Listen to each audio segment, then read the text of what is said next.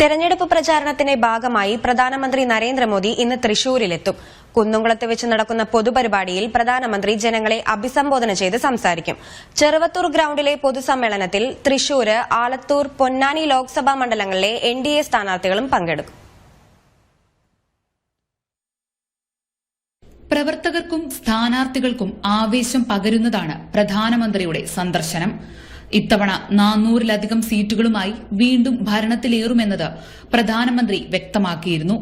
അതേ ആത്മവിശ്വാസത്തിൽ തന്നെയാണ് കേരളത്തിലെ NDA നേതൃത്വവും തിരഞ്ഞെടുപ്പിനെ അഭിമുഖീകരിക്കുന്നത്. പ്രകടന പത്രിക പുറത്തിറക്കിയ ശേഷമുള്ള പ്രധാനമന്ത്രിയുടെ സന്ദർശനത്തിനായി തൃശൂരും ഒരുങ്ങിക്കഴിഞ്ഞു. രാവിലെ 10:30 ഗുരുവായൂർ ശ്രീകൃഷ്ണ കോളേജ് ഗ്രൌണ്ടിലെ ഹെലിപ്പാഡിൽ പ്രധാനമന്ത്രി എത്തും. തുടർന്ന് റോഡ് മാർഗമാണ് കുന്നംകുളം ചെറുവത്തൂർ ഗ്രൌണ്ടിലേക്ക് എത്തുക. തൃശൂർ, ആലത്തൂർ, പൊന്നാനി ലോക്സഭാ മണ്ഡലങ്ങളിലെ NDA സ്ഥാനാർത്ഥികളും പൊതുപരിപാടിയിൽ പങ്കെടുക്കും. 4 മാസത്തിനിടെ 3ാം തവണയാണ് പ്രധാനമന്ത്രി തൃശൂരിലെത്തുന്നത്.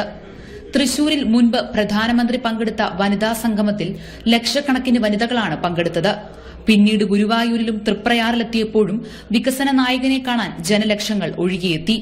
കരുവന്നൂർ സഹകരണ ബാങ്ക് തട്ടിപ്പുമായി ബന്ധപ്പെട്ട CPM നേതാക്കൾക്കെതിരെ അന്വേഷണം പുരോഗമിക്കുമ്പോഴാണ് പ്രധാനമന്ത്രി വീണ്ടും തൃശൂരിലേക്ക് എത്തുന്നതെന്നതും ശ്രദ്ധേയമാണ്. ജനം, തൃശൂർ.